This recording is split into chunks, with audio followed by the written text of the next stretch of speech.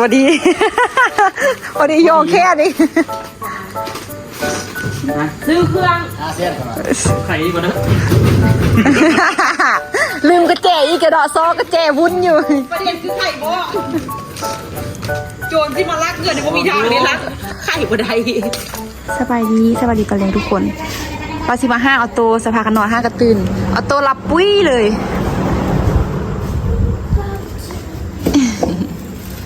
คุณอยู่มา5ออโต้หลับยังแต่ออโต้ใหญ่ซ่องตัวอยู่นี่นะบักดื้อๆนะดิเมจันว่าซีอันนั้นสิเมจันว่าซีจัดฮานไม่ทุกคนอู้ไปตลาดเนาะอู้ไปตลาดส่วนไอ้ตัวลงไปเก็บผักกับไปขูดมาสิดูว่าดื่มนี่แหละเหมาะบางอย่างแค่นี้แม่ว่าจะเอาข้าวเอาเล็กมันก็เข้าได้เดินเล็กนะเรายังมีเอาปุ๊บ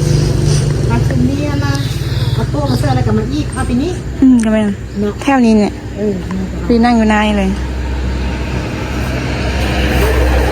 จัดแค่นี้นี่ค่ะมีแต่แป้งน้ำนี่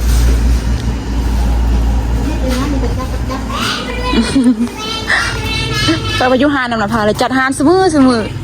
วันนึงเปี้ยนนะวันนึงอันนี้ว่าอันนี้กับเบิ้งคือบ่คืออันนี้กับเปี้ยนนะวันนี้วันนึงกับเปี้ยนนะวันนี้ต่อไปยุหานำหน้าผาตัวยวนอันเด้เอายุหานำผาอันยวนปักหลายคนเนาะมือได้กับจัดแต่หานได้มือได้กันเลยผู้เลยอู้ซื้ออันโต๊ะซื้อตั้งอันเอาซื้อโต๊ะเคาน์เตอร์มาไหมเนาะไม่จันซอบนไว้เพราะปกตินั่งอยู่ตรงนี้บ่เป็นตู้อันอื่นบ่เป็นตู้อันที่เฮาไปเบิ่งให้ว่ะอยู่นะหั่นน่ะดึงเข้าล่ะ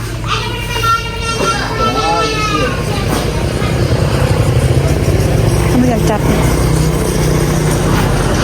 มันไม่เก็บผักแม่คุณมีเก็บผักส่วนคนอ๋อมันเมื่อยเอาโต๊ะรับไปขนาดมันจะมาเทิกเอาโต๊ะซั่นโต๊ะรับปุ้ยเลยเอาเตื้อยให้เปียกเอาอันนี้มันต้องปวดระวัง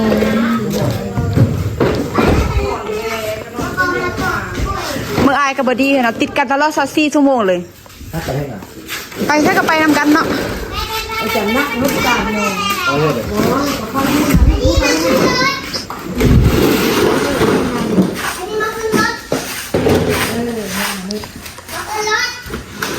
เบียดกันเราตัวใส่ไว้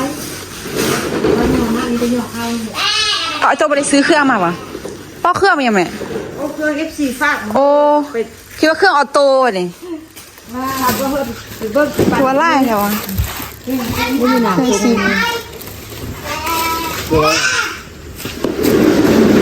เพื่อใครจะกินเบียร์เนาะนุ่งยำหน้าเนาะนุ่งยำหน้าตัวอย่างเอาตัวซื้ออ้าวอะไรก็นี่มันตีมีนาตายแล้วแบบนี้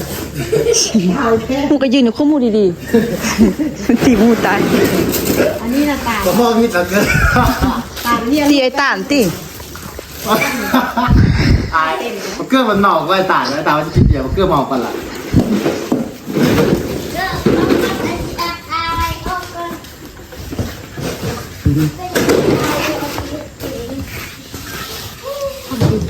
เอาเข้าอันนี้จะตัดหัวแม่ไหนอ้าวตายบ่ได้เอาเครื่องมาว่ะแม่เอาแต่ข้าวน้อยเด็กข้าวอันนี้นี่ว่ะนี่เนาะเอารถน้อยไปเนาะลืมเอารถอันเพราะว่าตัวรถอันเอาอันรถอันนั้นไปแปลงเลยทุกคนเลยบริษัทมาไล่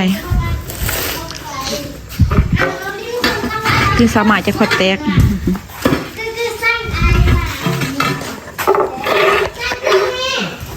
เอาอยู่แกทำไมบุกได้แค่จะมีอะไรบ้างไม่เป็นไรเคยทำมันในเรื่องเลือดออกเอาได้คุณมากเลย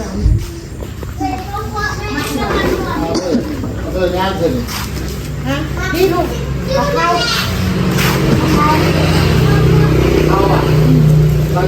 ฝนตกเงียบเหมือนมือทุกคนเลยอีกอย่างที่แต่ฝนโบราณมาสวาดประเดี๋ยวน่ะ แล้วเรือสอง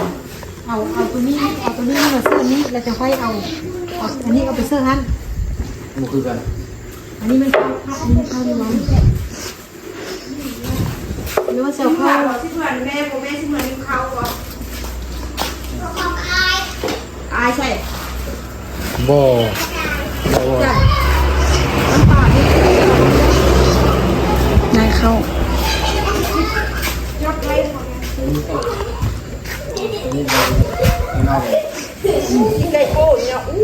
ยังไม่ได้เยี่ยมมึงมันนะ ตัวเป็ดตัวหมาอยู่นะ เก็บแต่ต้นมันนะ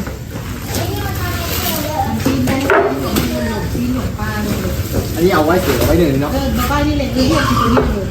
เรียกตัวนี้เลย เปลี่ยนกาพี่กาขึ้น มือมือทำไร น้ำตาลเขา มันเสื้อลูกมูนะเอาลูกมูเหมือนเด้อ โดนเอาเข้าอ่ะคิดว่าน้ำตาลอยู่น้ำเชื่อมน้ำตาลใส่คือโดนเป็นน้ำตาลเข้า น้ำตาลเลยเอาเข้าแล้ว คือว่าน้ำตาล นี่คือที่นั่น แม่เข้ามาพ่อไม่ตาย เป็นกัดเราไม่โดน อ๋อ นี่กัด เนาะเย่เลยนี่ เราโดนนี่น้ำ พาขับไปเล่นกันห่างเลยเจ็บขี้ใกล้เลยค่ะให้มันตัวหน้าเลยเกินอ่ะ เมื่อ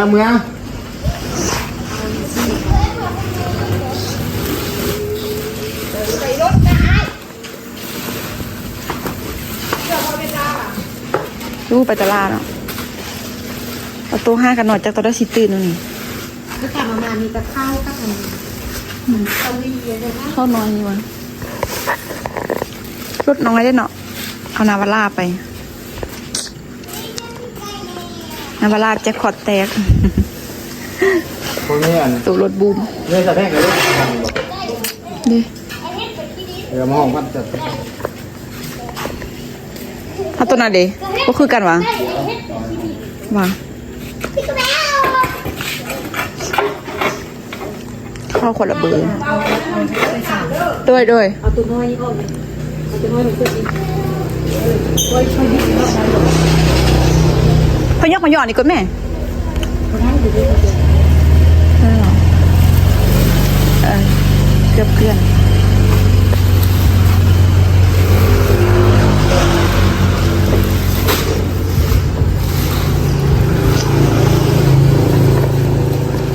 ครับเอาออกได้ไหม เอาเมื่อไรวะให้เกิน เอาแยกได้นะออกมาซื้อ หอมอันป่าคนหอมเนี่ยป่าใช่ปะ เขาเนี่ยป่า หอม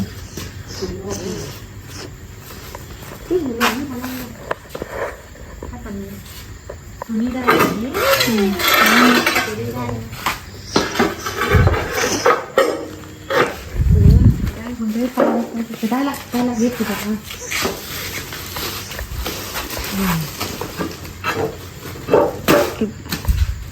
า 50 โลอ่ะเป่าหนึ่ง 48 48 ที่แปดโห เป็นป่ามาอีกตัวเป็นคนเมืองกัน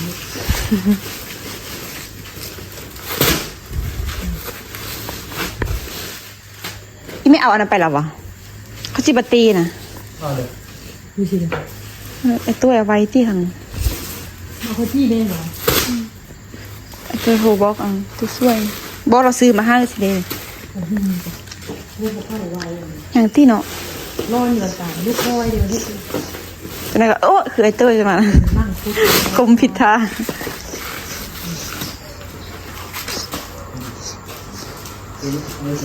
หยับนำไว้ให้ขนาด ไม่ได้อะไรกันไว้ดีแล้วเอาไปต้มเอาขนาดต้มมาได้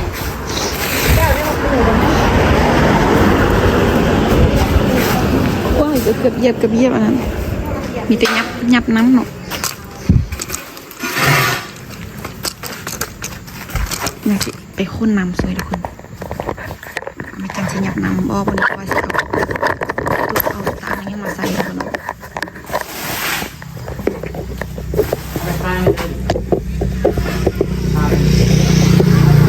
ที่ไอ้ตุ้ยซื้อเครื่องมาลืมว่าไอ้ตุ้ยเอานาวาร่าไปยายเข้าเนาะยายเข้าก็เลยครับนายก็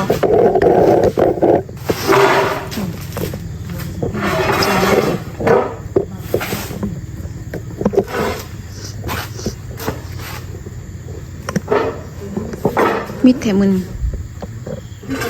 มันจะมีคนมาซื้อเครื่องคุณปาตะคนตากฝุ่นยอดยางมัน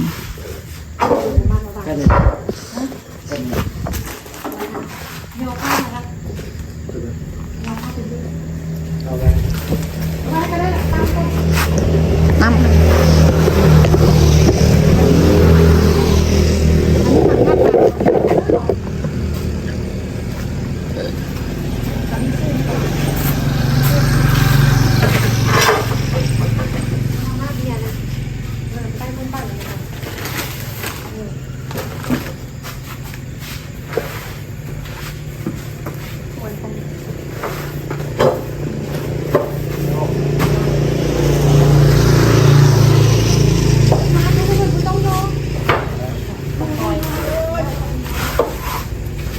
เสียงคนโอ้ยโอ้ยมา โอ้ยโอ้ยเดี๋ยวบอกแม่คนนี้น่ะ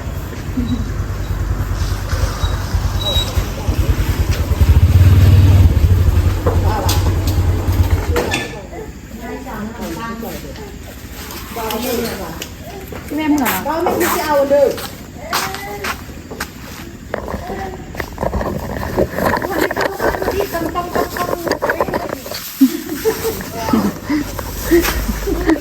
มาซื้อเครื่อง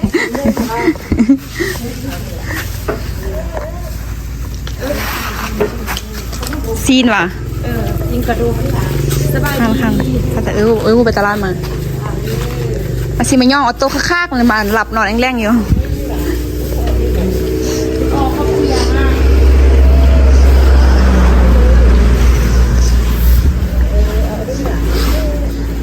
ลงไปห้านอันเขาดีกว่าอย่าว่าไปห้านนี่ลงลิ้นห้านเข้ามาเลยเนี่ย ประตู ไม่ได้ว่าเอาลงข้างหน้าลงแล้วมันไอ้พวกจับอีจับมานี่เอาไปพ่นที่มันจะไม่มีเกิน มึงนอนไปแต่สั่งแล้ว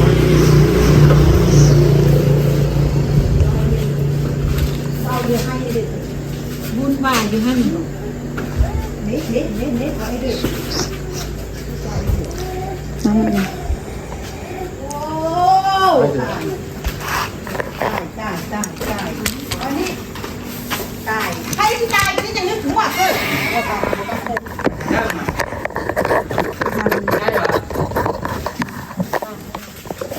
ไม่ลิงหรือซิงเหรอ ยังบ่ได้เขาจี้ให้อีเมลถือว่าตัวเองเขาจี้ยังบ่ได้ให้อีเมลว่ะ พูดสิว่า บ้า อันก้อนที่เราเลิกคนอื่นกันยังก้อนกินเป๊ะยิ้วอักคนค่ะกินก้อนตาด้วยซื้อเพื่อน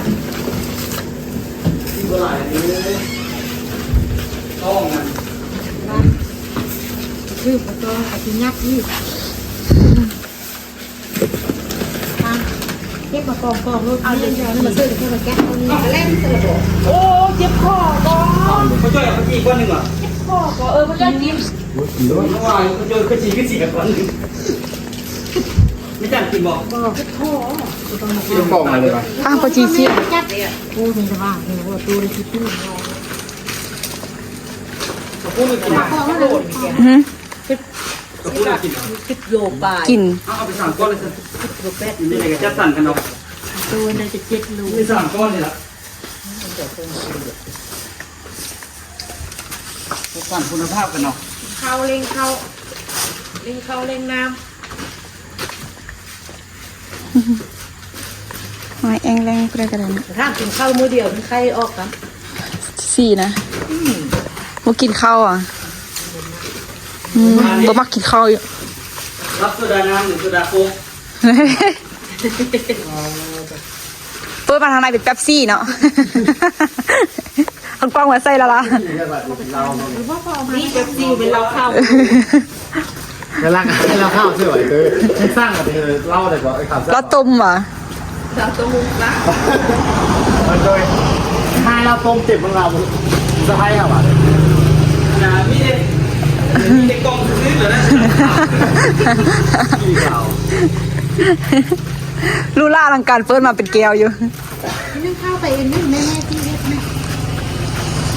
เอาโต๊ะจังเอาโต๊ะไปเลยเสื้อนี่ค่อยแปลงข้าวหน้าแบบนี้ ไปเล่าเลยละกัน เป็นประกาศแล้วใช่ไหมเนี่ย การเป็นไทย ข้าวไปแม่ดีๆแล้วแม่ ประกาศเลย พ่อไปแก้เลย ฮะ พ่อไปแก้แก้ทิ้งไฟเอง เอาคิดให้เลย จุ่มกูเสริมให้ จุ่ม ฟังแม่ฟังแม่ไม่แก้มบ้างแม่ จุ่มกูแหงหูแต่มือเกิดพุ่นบ่ เอ้ยวัด ก็จะเมื่อวานไม่ไปอินล่ะ ไม่ว่า ตอนเสื้อลิ้นข้ามมงไป5-4 โมง นี่เฮ็ดกับข้ามกำซีตัวเลยถึงบ้านได้คือ คือเอาโต้อยู่ว่าไข่เลย แม่มองเข้าเลย ที่นั่นกูเฮ็ดกิ๊บบอกเรือหน้าเพิ่งเงยกะโอ้ยหนอกเป็นยังไงวะช่วงนี้คือบุ้งผู้ใดเกิดลูกได้วะ เออ ตัวหน่อยมันติ มันเป็นยังไงเนาะงานกรรมก็บ่ได้ไป บนเอ็นเหมือนเท้าเรา เอาผ้าเยี่ยมมาห่อ จะได้กระจังละข้ามกรรมขอโต้อีกรอบนึง ไปเรือมันพ่นยาวนั่นมันก็เป็นตาว่ายุไปเงินบุญเลือหันเต้ไม่ดาว่ากูมียาสูบมันก็ออกไปซื้อเฮ้ออันแม่กำฮะทาสติ๊กน้ำแดงย่างใส่สุดนอนฮอกกลางบ้านพุ่นยุไฟนะแป้งโตคือมันเป็นผู้เศร้านี่นะแม่มาหันเจ้ลูกเธอเป็นเอียนค่ายน้ำมันอยู่อันปั้มมันประจูพอดี อ้าวมันไม่ออกกำละ เอาบอกจะอยู่เดือนนึงแต่ว่าโบนั่งไฟฮอกกลางบ้านนะแกกำลังว่าวันนี้ อียันผู้เอาแม่เลยนะไปตัว อันบัดอันนั้นทันพัดไข่บักอันเมียพ่มยาวเมียบักอันพ่มยาวนี่มันพัดไปเราคุ้งเข้าพัดคุ้มนั่นเข้าพัดบังคับเพื่อนั่งไป ซื้ออยู่เวียงไว้ตัวตั้งตัวนี้หรือซื้ออยู่อันนั้น อยู่เวียง ลองนั่ง เอา มา มา นางเยอะมานั่งเกียรติอยู่เฉพาะ ก็พอมุ่นกันอะไรป่ะ ทำมาใส่นี่เลยอูออโต้นอนกูอยากได้ยินเสียงดิมานั่งใส่นอกอยู่แล้วใส่อุดยุงใส่แล้วกับพัดลมเปิดใส่ เครื่องนี่เด็กใช่เค เปิ รื่อ ด ง เดี๋ยวเขาจี้ จ้างไม่ได้ค่ายหรอก น้ำกากันยอมะ เอาอย่างนั่น เอาโต๊ะดิ จับเสื้อตัวจับเสื้อตัวแล้วแม่ก็จับมันดึง แม่งบ่ได้เย็บอีหละ อย่าเก็บโบล่ะเสื้อไปมัน ห้องเอ้ย โอ้เอามือมันกระเพื่อยแล้วบ่ลูก นางไม่ตาม ว่าคักอีกคือมาซื้อมาซ่องหน่วยตัวนั่งคนละส้นเลย ชื่อโก้นั่นนี่ ไฟเข้าเขาบอกอ่ะ เย็บ เรื่องงานที่ไปปวดที่หรอครับ เรือละบุเรือละน้อย จิ๊บเมนูกับเจ๊เจ๊ บุ้มห้อยเหยียบกันแล้วเอาบุ้งไหม มองเห็นแยกมาที่กูต้องไปทำบุญพูดแยกมาที่ ซื้อตู้ที่ว่าเป็นจำการไปเงินเดือนไล่รับเงิน ฮะ เอามานั่งอยู่หน้าบ้านน่ะเนาะ นักอิงกับท่านตัน เนี่ยค่ะขนาดนั้นเลย มันมาซื้อตัวนี้บอก เขาเด้อขนาด อันนี้เหรออันนี้นี่ช่วงปลูก2,800,000 ได้ละลูกก็ได้ละเบิ่งลูก ปลูกคนหน้าตาดียังได้มันนะพูดห อัน น้าตาบุดี เบ้า เขาพ ก็ ระ อันนั้นเด้เบ้านี่เด้ นั่งมาพี่อย่าง ได้ซื้อนี่ก็นักประจำการคือเราเป็นในบ้านได้เงินเดือนตั้งมาเบิ่ง ทั้ง ตั้งมาเสื้อเบิ่ง เอาที่ใครก็ได้ที่แก โอ้ยกูหันตั้งมือ มันซื้อมันห้องมันเรียกให้ เป็นเล็บเงียบเป็นคักบ่ ได้มาลูกมาเลย คักเลยคักอีกก็เนาะตัวนี้ เริ่มนะ เอา ตั้งมาเสื้อนี้ เอ๊ะนี่กรีดอ่ะนี่ บอ นี่สิเมียอยู่เด้อันนั่นน่ะ หนัง เบิ่งลองนั่งรู้สินะดูอยู่อ่ะ พอดี พอดีโยกแค่นี้ ฮะ ซื้อเครื่อง อาเซียนก่อน ไข่ก่อนนะ ลืมกระเจอีกกระดอซอกระเจวุ้นอยู่ ประเด็นคือไข่บ่โจรที่มาลักเงินในบ่มีทางเลยลักไข่บ่ได้ มันมีเงินพันกีวิ เอาเสื้อ อันนี้ เครื่องไปนี่ อันนี้คนลอกกูปิดบ่ได้ก่อนนี่ ประกอบเองดิ เอาเบิ้งดูเบิ้งวิธีการล็อกให้ได้ ก็มีวิธีการลอกอีกน่ะ ล็อกนี่เวลาบิดนี่บิดบ่ได้เห็นบ่ ต้องให้ดิ ฟอมีวิธีว่ะ เรียบร้อยแล้ว โจนี่กูบ่เอาได้สบาย ป้ นะ อกระเจี๊ยบงอบ้านธรรมะเนี่ยโดนบิดบ่ได้โอ้ยล็อกไปลึกอีหยังมันสิมีหยังเด้คำใส่สลึงนึงกับบ่มีเอ้า มาเงินซื้อ เรียกเงินเอามาไว้นี่ป่ะนี่เอาไว้มุมไหน ซ่องเลี่ยนด้วยกันเนาะหากว่าเรามีไล่ซ่องดี อันนี้เสื้อเงินอันนี้เด้อนี่เด้อ นี่ซื้อไปไว้สัญญาว่าแต่งเสียตัวไม่ได้ อาใครจะมาดู เอาไปหนังอย่างเสียดาย ไปนี่น่ะ เมื่อก่อนซื้อปีมาเป็นนอนเป้าอันทายอดยางปีมัดนอนพอพูดไปพอพูดต้องแกวนเห็นเขานอนยุคปีนอนทายอดยางมีนาต้องแกไปที่ไหนคุณต้องแกเมื่อก่อนคือแม่แบบตัวจริงด้วยผมเห็นนอนต้นใหญ่อย่างนี้ โอ้ยเป็นกระตาคือเก่าวันละ อ้าวเที่ยวมันซื้อเลยเนาะ เชื่อไหม ป้าผมคิดที่สร้างสั้นป้าบักคลิป ปั๊บ ผมคิดที่สร้างสั้น ทีนี้อันนี้ผมต้องใส่มันน่ะใส่ได้พวกนี้น่ะ เงินเขาก็ใส่นี่บ่เวลาถอนมันง่าย โอ้ยมันดึงเข้าดึงออกยากเขาไว้นี่เฟซกันนะที่นี่แม่ว่าเอาไว้ ติดแพ็ค โอ้ยอย่ามาจับนี่เสียของ ไม่ได้เงินแค่เท่านี้ ละลายเนาะ วันนี้ได้2 วัน ตานไป แล้วกับพี่เส้นกระแจกันกระแจเสียแล้วก็ไข่บ่ได้ปะ งมโต๊ะเอาวันนี้ไปโซโค่ได้กับเจ๊บ่ เอ้า อย่าล็อกนะ บ่ล็อกอีกเอาให้อุคัมละเสีย ปันในคนละค่อย เห็นแล้ว แค่เสียบไปไว้ใส่บริกระแจ นะ ฮะ จะรู้เห็นละเห็นลอย เห็นแล้ว ไม่มีเสีย เห็นอยู่หลังกระบะรถ นาวาร่า ทัวร์เขา แต่ประเด็นมันขึ้นไปได้ทำเดียวเลย บ่มือนั่นหันไหนขึ้นออกแล้วมือนั่นหันหน้าก้อนนั่นน่ะก้อนนั่นน่ะเลี้ยวเนาะเลี้ยวมือละรถเข่าเลี้ยวมือละไอ้เราล็อกรถเฮ็ดร้อยแล้วจับกระแจอยู่แล้วย่างออกไปแล้วก็คุ้งไม้ไอ้เราจับไม่ออกใส่ดีว่าดีว่าออกว่ะตามไปแล้วเขาออกก็ซะจับกระแจไปวางบนหางป่ามัน ประ นะ เด็นเรา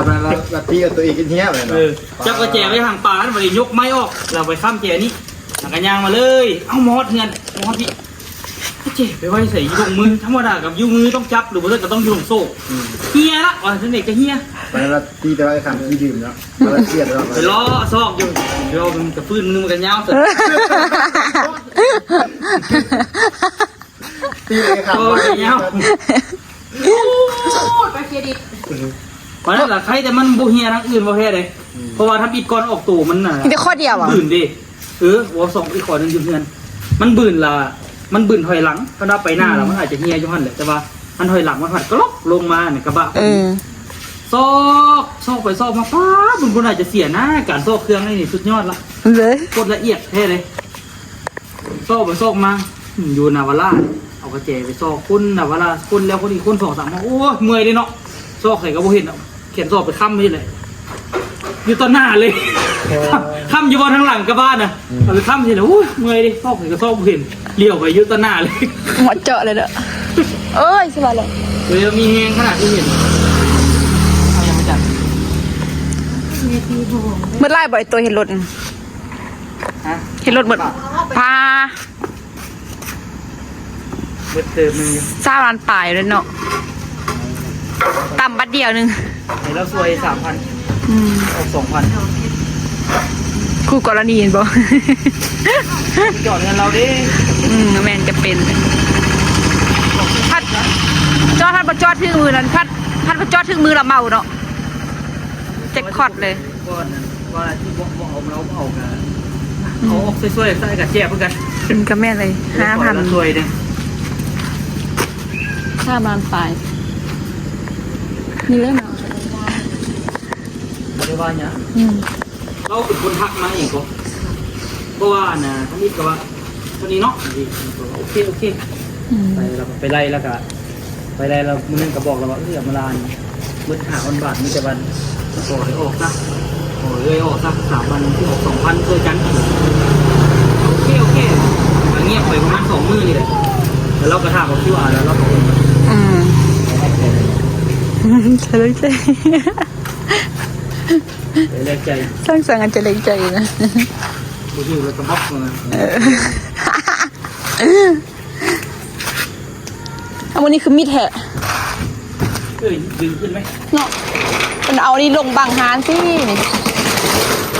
ก็เดิมบอกเอาตั้งใส่แล้วก็ก้อนมาเอาแป๊บซี่มันกับรับตัวดูตัวดำตัวหรือทาน้ำพักตัว เจ๊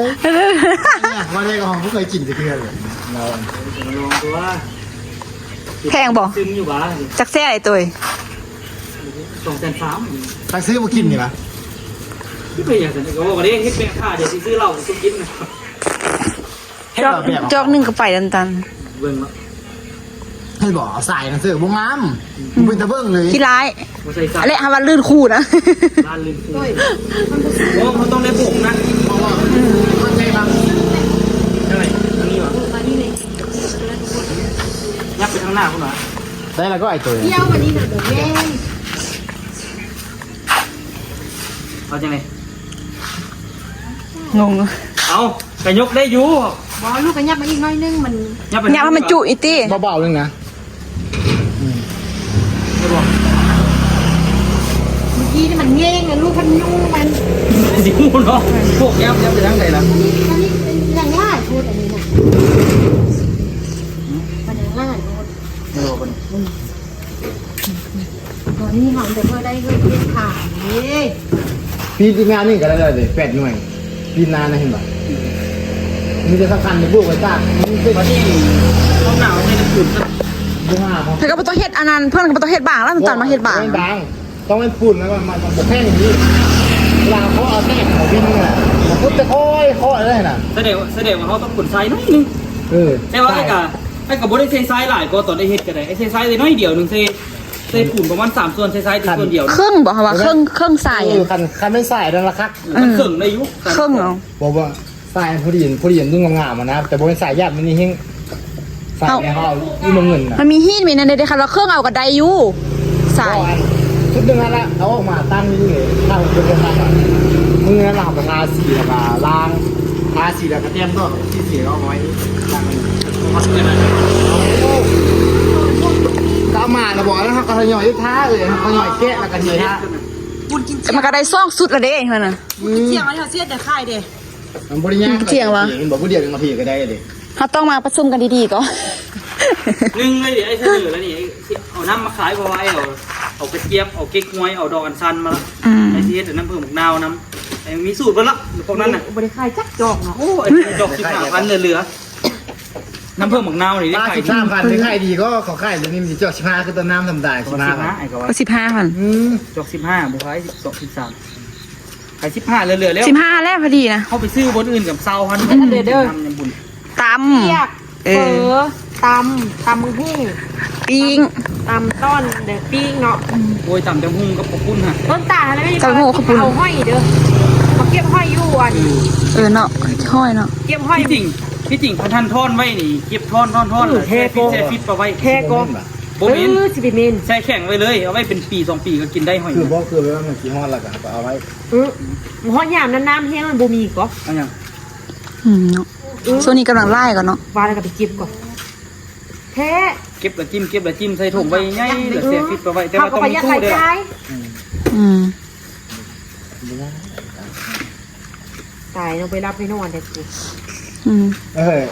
ด่าแค่เหรอวันนี้เช่เดี๋ยวตำแค่มียาเต้า ตำเพชรนะ ฟังอะไรกันดีนึกว่า ส้มบ้านเด้อนัว งานกับมันติ้งต่ำ ส้มบ้านเด้อนัวเค็มเอาอันรสจัดๆนิดนึงเด้อนัว กินแล้วเจ็บสัตว์งอนโลเกโลค่า ก็ผลคือแม่ตัวคือมั่นใจว่าสิได้ค่ายดีแม่ตัววันนี้ ไม่ใช่ก็ ข่อยก็ยังมั่นใจว่าได้ขายก็ แต่ว่าโซนนั้นจะเป็นโซนเด้อที่จำมัน มาสูตรอัน โซนผู้น่ะ ส่วนอัน มองอันเขาโยน ลำวงเห็นโยมมาขอนเนาะ โยนมาคอนถ้าโยนมาคอนนะ เพราะว่า เรื่องวันไหนก็ส่วน ทางขึ้นน่ะทางขึ้นบ่ เขาประทานเขาแล้วสมันน่ะ แสดงว่าแค่บ่รู้ครับ ถ้าเขาไปจอกกันยังซ่องเต็มสุดท้ายแล้วเนาะ ยังซ่องเป็นสุดท้ายมัด เขาจองหมดละ เพราะว่าทางขึ้นทางลงก็ได้เพราะว่าเขาเห็นบอก เตะบอกเตะบาทเขาน้ำ โอ้ยฮันมันกับมันกระถางกันทันอยู่ เนาะสมมุติว่าเต้นเดียวครับเขาแป้งหรือว่าแป้งยูแป้งกินเฮ็ดเดี๋ยวยังไงหันหมดเลยสิวะ ก็แสดงว่าบ้านนั้นได้จะละโต๊ะเดสนะเฮาไปเศร้ามาต่างห้างว่าโต๊ะ โต๊ะตั้ง โต๊ะตั้งนะ เขาตรงไรเสา แม่งเขาเนาะ เต้นของไหมเต้น เต้นฮันเต้นบ่ฮะ ตั้งกันละแม่น่ะนะถ้าเราอยากเศร้ากันอูคำที่ซื้ออยู่ดิ บอนคันเฮากำมาค้นตัวหินเท่านี้ไป ตอนคนไปบุปผาเลย ตัวคนกลับอีตี้ให้นอนเฝ้าอีกเนาะ ทุกคนกลับพอเลย เฮ้ก็เครื่องข้อยังมันยุบมันใหญ่มันซัวที่เสาค่ายกับดึกพี่เนาะ โอ้ย12 โมง 12 โมง1 โมงก็โดน เสือสีเหลวเสือสีฮานเสือ เมียนเครื่องเมียนข้อง ด้วย เอ้าเดี๋ยวนี้มันนานค่ำนี่เนาะมันบอกทานค่ำบ่เดี๋ยวนี้ โอ้ส่วนนั้นก็ยำหน้าแล้วสำนักน่ะข้ามใบแล้วยำหน้าแล้ว เศร้า5 โมงเศร้าจะออกตลาดแล้วมันต้องน้ำเกลือนะ แม่ต้มใบตัวหม้อ1ใส่เป็นหน่วยจาก2 โล จริง เป็นไร บอกเราที่กินใส่ไปงอไล่บริเฮดเธอเซียก่อนต้องมีเทคนิคเนาะใส่ขนม อยากส่งพวงใส่พวงครึ่ง จริงๆใส่เป็นงอไล่บริเฮดเธอเซียมันต้องมีเทคนิคใส่ขนม เนาะ บอมันต้องใส่กระดูก แม่นเลย เอาเซ่ว่าจะเฮ็ดแนวกินอู เอาคนจะพาเขาสิ ซื้อกระดูกซื้อหัวงัวหั่นน่ะไปต้มนะ หัวงัว กระดูกหัวกระดูกป่องมาหั่นนะเฮ็ดน้ำซุปอันนั้นนัวๆก็เอ้ยติ๊กกับว่านันก่อน เขาค่ายอยู่บ้านท่านพาเขาค่ายอยู่บ้านท่านเอาโดนอันได้ผ้าครึ่งมาท่านน่ะหัวถ้าค่าเป็นหัวม่วนเอาไปผ้าไปนั้นส่งกับที่ได้ขายอยู่ เส้นเป็นอย่างเดียวเอาเส้นเส้นพวงมาเส้น สูตรเสียงฟอง สร้างเขาไอ้ปุ๊เขาแล้ว คนบางบรรยากาศแสดงนะเมียนอีหยังแล้วซะไม่จันเลยทุกคนเนาะจำได้ก็สิออกไปมาเดี๋ยวสำหรับคลิปนี้มีนะข้อตัวลาไปกันเด้อจะได้กับฝากทุกคนกดไลค์กดแชร์กดติดตามเพื่อเป็นกำลังใจในการในคลิปต่อไปเดี๋ยวสำหรับคลิปนี้มีนะข้อตัวลาไปก่อนไว้เจอกันคลิปหน้าเด้อทุกคนสบายดีบ๊ายบาย ต้อง